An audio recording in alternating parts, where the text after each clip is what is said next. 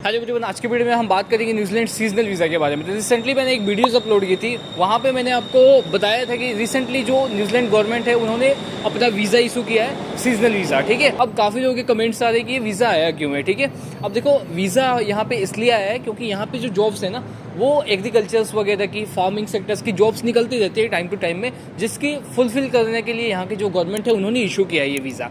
जैसे मैंने videos upload की थी प्रीवियस, आप जाके देख सकते हो, वैसे ही काफ़ी लोगों के कमेंट्स मेरे को आ रहे थे। एक्चुअल में काफ़ी डाउट्स भी थे लोगों के, तो वो क्लियर करने वाला हूँ इस वीडियोस में। हर एक चीज़ प्रॉपर स्टेप बाय स्टेप बताने वाला हूँ। साथ ही बताऊंगा कि यहाँ पे अप्लाई कैसे करना है। ठीक है, आपके पास में स्पॉन्सरशिप होना चाहिए तो ही अप्लाई करने के लिए आप एलिजिबल होते हो। तो स्पॉन्सरशिप अगर आपको चाहिए तो आपको जॉब अप्लाई करना पड़ेगा पहले से ही, तभी कहीं ना कहीं जाके आप उस वीज़ा में फाइल करने के लिए एलिजिबल होगे। मैं कंप्लीट इन्फॉर्मेशन बताने वाला हूँ आपको, साथ ही साथ वीडियो को लास्ट तक देखोगे तो हर एक चीज़ proper step by step clear भी होंगी आपको। तो देखो, सबसे पहले बात करते हैं यहाँ पे अप्लाई करने के कंडीशंस की। ठीक है, देखो पहले जितने भी वीज़ा होते थे ना, वहाँ पे आपको मैंडेटरी होता था स्पीकिंग्स वगैरह। ठीक है, यहाँ पे कोई भी आइल्स की जरूरत नहीं है, आपको कोई भी पीटी की जरूरत नहीं है। हालांकि यहाँ पे बस बिल्कुल बेसिक इंग्लिश आपको चाहिए होते हैं। ठीक है, रिटेन एंड स्पीकिंग। उसके अलावा ना ही इसमें आपको कोई 2-4 लाख रुपए भी फंड शो कराने की जरूरत होती है, ना ही आपकी जो एज है इसमें वो होती है 20 से एबव, एंड 45 तक हो तो बिल्कुल जा सकते हो। बस ये एक कंडीशन है कि आपको इस फील्ड की नॉलेज होनी चाहिए। जॉब डिमांड्स का है यहाँ पे, यहाँ को आपको स्क्रीन पे दिख रही होगी जो जॉब डिमांड्स यहाँ पे हैं। साथ ही अगर बात करें यहाँ की कंडीशंस की, इस वीज़ा में कौन अप्लाई कर सकता है। ठीक है, कोई भी ऐसा पर्सन जो कि 20 से ऊपर हो एंड 45 की एज तक हो, वो बिल्कुल एलिजिबल है।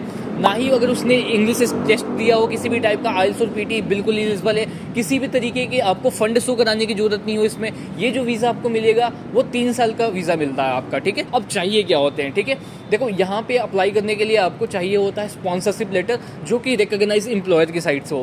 पहले जितने भी वीज़ा आते थे ना, वहाँ पे कंपनी को ये चीज़ें प्रूव करनी पड़ती थी कि हमें लोकल लेबर्स नहीं मिल रहे, इसलिए हम फॉरेन से हायर कर रहे हैं। इस चीज़ में कहीं भी कोई भी कंडीशंस नहीं है। यहाँ पे एम्प्लॉयर्स के लिए बिल्कुल ईजी है आपको जॉब देना, ना ही किसी तरह की रिक्वायरमेंट्स जो है उसको कंप्लीट करने की जरूरत है। बात करें अब यहाँ पे हम अटैच क्या करना है, कंपनी कैसे ढूंढेंगे, कहाँ अप्लाई करना है। ठीक है, देखो यहाँ पे अप्लाई करने के लिए आप न्यूजीलैंड गवर्नमेंट के ऑफिशियल साइट्स पे जाके देखोगे, वहाँ पे ऑलमोस्ट 160 प्लस कंपनीज है। ठीक है, जो कि रिकॉग्नाइज है ऑलरेडी वहाँ की गवर्नमेंट्स के थ्रू, और इनमें से ही कोई ऐसी कंपनीज आपकी भी हो सकती है जो आपको ऑफर लेटर प्रोवाइड कर सके, जो आपको स्पॉन्सरशिप लेटर दे सके। ठीक है, अब वो कंपनीज आप लिस्ट यहाँ से चेक कर सकते हो। मेरे पास ऑलरेडी डिमांड्स आ चुके हैं इन सारी कंपनीज की, कौन सी जॉब्स है यहाँ पे। ठीक है, अगर आपको अप्लाई करना है तो डायरेक्ट व्हाट्सएप पे मैसेज करो, जो टीम है वो बिल्कुल आपकी प्रोफाइल के अकॉर्डिंग देख के बताएगी, एंड उसके बाद ही कहीं ना कहीं आपकी देखिएगी कि आप प्रोफाइल कहाँ पे एलिजिबल बनती है, वहाँ पे फिर आपकी जो एप्लीकेशन है वो फाइल करेंगे। ठीक है, अब यहाँ पे क्या होता है ना कि जो 160 कंपनी से उसको आप खुद से भी सर्च आउट कर सकते हो साइट्स पे जाके,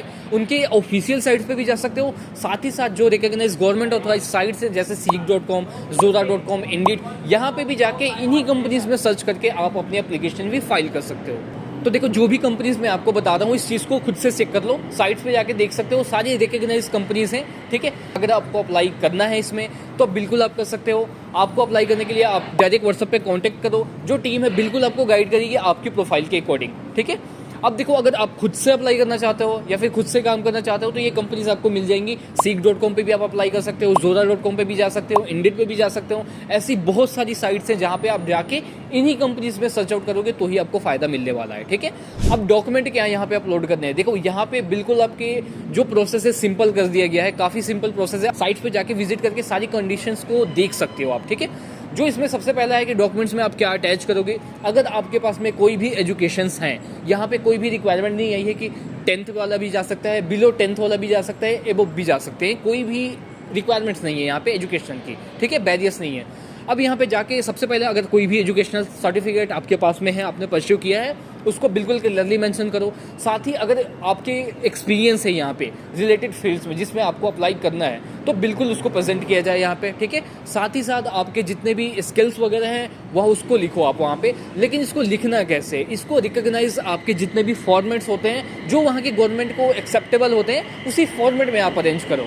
बिल्कुल आपके जो काम है वो होंगे।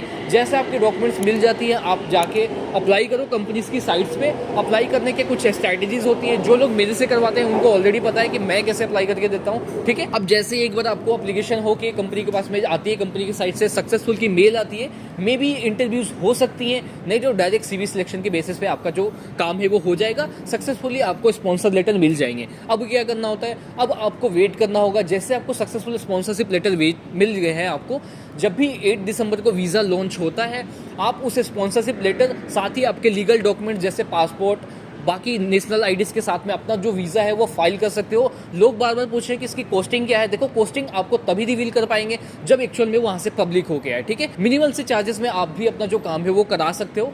होप इस वीडियो में मैंने बहुत सी चीज़ें आपको बताई हैं। अगर फिर भी आपको कोई डाउट आता है एप्लीकेशन के तो डॉक्यूमेंट में या फिर कंपनीज के जितने भी फाइंड आउट करने में, उसमें देखो यहाँ पे लोगों को डाउट और भी आता है ना, कंपनी हमें बार बार मैसेज वगैरह करती है मेल के थ्रू, लेकिन कई ऐसे लोग हैं जो मेल को चेक भी नहीं करते, जो चेक करते हैं उनको रिवर्ट नहीं कर पाते हैं, ठीक है, मेल की चीज़ों को समझ नहीं पाते। तो इसमें भी अगर कोई भी प्रॉब्लम्स आपको हो रही हो, क्योंकि जो भी कम्युनिकेशन का मोड होता है वो मेल होता है, तो उस चीज़ को आइडेंटिफाई करना जरूरी है।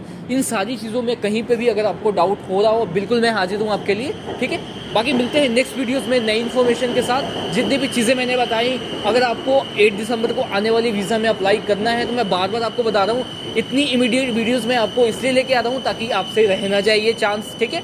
क्योंकि जो भी लोग AEW वीज़ा फाइल करते हैं या फिर और भी, उससे बिल्कुल सिंपल है, क्योंकि ना ही इसमें फंड की जरूरत है, ना ही इसमें इंग्लिश की जरूरत है, ना ही आपको बिलो 10th हो, 6 पास हो, 10th पास हो, हर एक रिक्वायरमेंट्स वाला बंदा एलिजिबल होता है, बशर्ते है कि आपके पास में स्पॉन्सर होना चाहिए। तो मिलते हैं नेक्स्ट वीडियोज़ में नई इन्फॉर्मेटिव चीज़ों के साथ। Thank you so much.